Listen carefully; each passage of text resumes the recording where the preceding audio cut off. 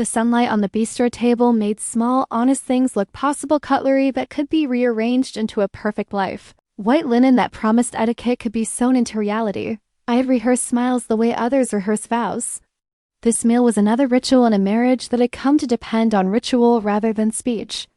My husband's laugh was the sound of someone who had learned how to be liked, and his family's eyes were well-practiced lights that could warm or expose. Then the phone buzzed. A tiny machine-made interruption. The preview line on the screen read, plain and clinical, "Don't react. They're recording you." For a breathless second, I imagined nonsense, some stranger's cruel game. Then I watched the faces around me tilt like a set of scales and felt the room shift into a theater where I had not agreed to perform. My name is Hannah Mercer. People called our marriage enviable. 2 careers, a comfortable apartment near the river, holidays that came with matching pajamas. Luke, my husband, had a way of making difficulty look tidy. He was the kind of man who navigated the world as if it were a set of blueprints, measured twice, cut once. His family, urbane and precise, inhabited a world where appearances weren't a lie so much as a language. Lunches with them were a grammar lesson, behaviors that signaled warmth, gestures that promised acceptance. I had always been the sort of person to translate quiet. I read cues, smoothed edges, became adept at turning small ripples into an even surface. But over the past year, things have been quietly changing. Luke worked later hours. His proposal for a partnership demanded travel and nights in glass buildings. The small conversations that had once tethered us became transactional updates files transferred instead of feelings reached. I began to notice how rare it was for him to ask how I had really been. He asked where I had left a file, not where my head rested. At work, there was Theo. He had a blunt humor and the bad boy charm that punctured the careful surface I've been keeping.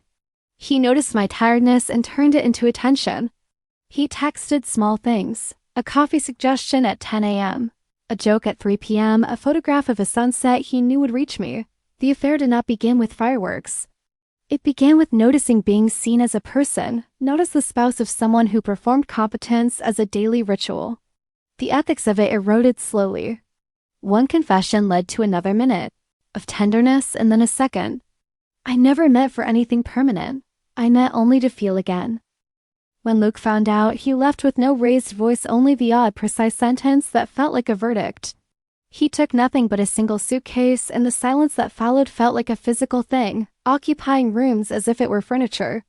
In the months that followed, friends and family explained his absence with phrases that tried to soften the blow. He needed time. He was rethinking priorities. His number blipped offline, then offline again. His office told me he had tendered a resignation. That was when the not knowing mutated into an ache. It is a peculiar kind of desperation that shapes the decision to hire a stranger to find someone you yourself once vowed not to lose. I told myself I wanted closure. The truth was narrower and harsher. I wanted evidence that I had not been reduced to irrelevance. The file on my kitchen counter, an email exchange with a private investigator, felt like a confession of a different order. The investigator arrived in a worn coat and an apologetic manner, like someone who had learned to carry other people's losses and not to make them his own. His name was Thomas Reed. He listened without judgment when I explained where Luke had been sleeping. The small chair by our balcony for 3 nights running, the way he had left his coffee cup under the lamp. Thomas asked to see photographs sold and new, asked for the names of people who might have reasons to know, and took notes in the particular shorthand of someone who has to translate lives into leads. For 2 long weeks, the world contracted to a phone and the hours between coffee and midnight. Thomas would call with small triumphs, a CCTV clip outside a subway stop, a receipt near an overnight motel. Images he sent looked like proof only when one pressed belief into them. Otherwise, they were a collage of possibilities. He said nothing about where Luke might have gone to heal or to hide. He offered only coordinates and probabilities. One evening, a folder arrived with a single line underlined in red. He has been living under a new name. The new name was unromantic Michael Hayes, chosen like a brick in an anonymous wall. The photos showed Luke's jawline, the slope of his shoulders, a handsaw at work.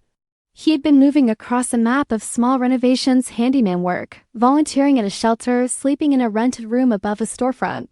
Thomas described a pattern. Men who have lost their lives as a shape often rebuild with their hands. Building. replaces narrative with something so physical it leaves no room to dwell on who you were. I thought I wanted to see him because seeing would mean a kind of proof that he existed. The first time I went to the shelter, I felt like a spy in the ruins of my own civility. Luke Michael was there, not looking for sympathy, his clothes caked with plaster, his hands correct and rough. He was teaching carpentry to young men who had been suspended from school. He had a curriculum and a patience that was almost a weapon. As I watched, a bright little boy stumbled and Luke scooped him without complaint. The boy's laughter was a sharp note that landed inside me. He did not see me. He was not the man who would be provoked into argument. He had a silence like a newly built wall, sound dampening and final. I sat in the shelter's small room and did not interrupt the session. Afterwards, Thomas slipped me a photograph, Luke with another volunteer, an older woman, Claire, who made chicken soup in midday and called the men by names as if each were a story she'd been waiting to know. The edges of the photograph were soft with light. They looked domestic and unassailable. When Luke finally became aware that someone had watched him move through this new life, it was not because of a confrontation. It was because Thomas delivered a note. The note was short, less dramatic than anything I had imagined. It asked that I not come to the shelter, that I leave what had been reassembled undisturbed. It was a prayer disguised in boundary. Thomas said the request had been made quietly by Luke himself and that he would rather repair in silence than perform for me. I understood the logic of it. There was no righteous vengeance in my wanting him to appear for me. I wanted to reclaim a version of myself that would be visible in his eyes. Instead, I found something stranger, proof that he had rewritten his life without me in ways I could not predict or control. The ache that followed was profoundly private. It was not only the loss of a marriage, but the recognition that someone I had loved had found a vocabulary beyond me. There were nights I waited on his stoop and nights I left notes that Thomas refused to deliver. There were arguments I invented in my head with dates and phrases and imagined apologies. I plotted confrontations with the kind of cinematic cruelty I had only read about in novel scenes where the wronged partner finally hands over the evidence and reclaims dignity. When none of those fantasies came true, I felt both empty and ashamed. My rage had been performative. His peace was not. Months blurred into seasons. I saw him twice more, at a repair site where he smiled at a neighbor and at a spring fair where he stood with kids holding model airplanes. Each sighting left me hollowed in a way that paradoxically required me to look inward and too much outward at once. If he had not wanted me, did I have any right to demand an accounting? The question gnawed at me and then ate itself. The collapse came not as a dramatic confrontation, but as an accumulation of small truths. On a cold Saturday morning, Thomas called with a voice that had learned restraint. He had found a letter and envelope tucked into a crossbeam of the shelter where Luke worked. It was addressed to no one and everyone, a note he had written for himself that Thomas thought I should see. I met Thomas at a diner with lemon-scented air and a hum of conversations, and when he slid the letter across the table, it felt heavier than any object I had held in months. My hands trembled as I opened it. There were no pleas, no invectives, only a slow, painstaking honesty that looked like the work of someone who had been rebuilding his narrative in the quiet. The letter said, in the kind of language that repairs rather than wounds, that Luke had left because he could not live tethered to a future that he did not know how to inhabit. He had tried to be a mirror reflecting the life everyone expected. He had failed at reflecting himself, and the reflection had become intolerable. He wrote about the shame of being betrayed, not because of the act itself, but because of the way it revealed how little he had played a part in a mutual life. The most brutal passage spoke not of me but of his own cowardice, that he had allowed silence to grow where conversation should have lived, and that silence had become the tool that erased him. But the paragraph that hit like an ocean storm was the one that described peace. He wrote that in the effort to forget the person who had wounded him, he had discovered a life that allowed him to be tender without becoming weak, useful without being exploited. He described the boys at the shelter, how they worked through temper, discipline, and small triumphs, and how the hands that once measured wood had become instruments of care. He did not ask forgiveness. Instead, he framed his departure as an act of self-preservation and reclamation. Reading it, I felt everything I had rehearsed collapse. My fantasies of dramatic apology or of witnessing his ruin were childish. What he chose was a quieter, tougher redemption. The letter did not seek my approval. It aimed at an internal line of honor that did not require anyone's witness. When I folded the paper back into its envelope, Thomas said, "He has chosen this life. He has not built it to spite you, he built it because he had to." The declarative simplicity of it made me feel small and greedy, not wrong in motive, but miserably human in its hunger for recognition. I had wanted the story to revolve around me. Instead, it revolved around him. I had been, in that moment, an intruder in a life he had reclaimed. In the months that followed, things rearranged themselves. Luke and I did not resume a conjugal life.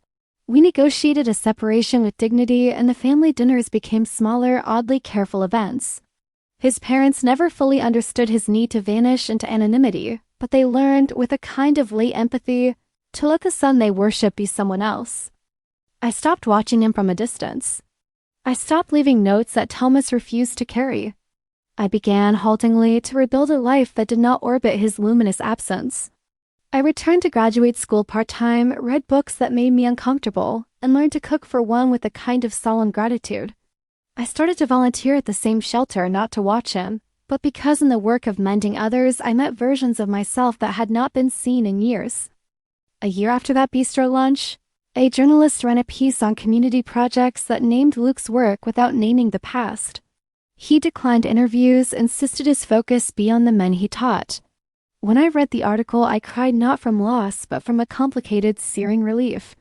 I had been given something I did not deserve, closure without spectacle. The anonymous text never came again.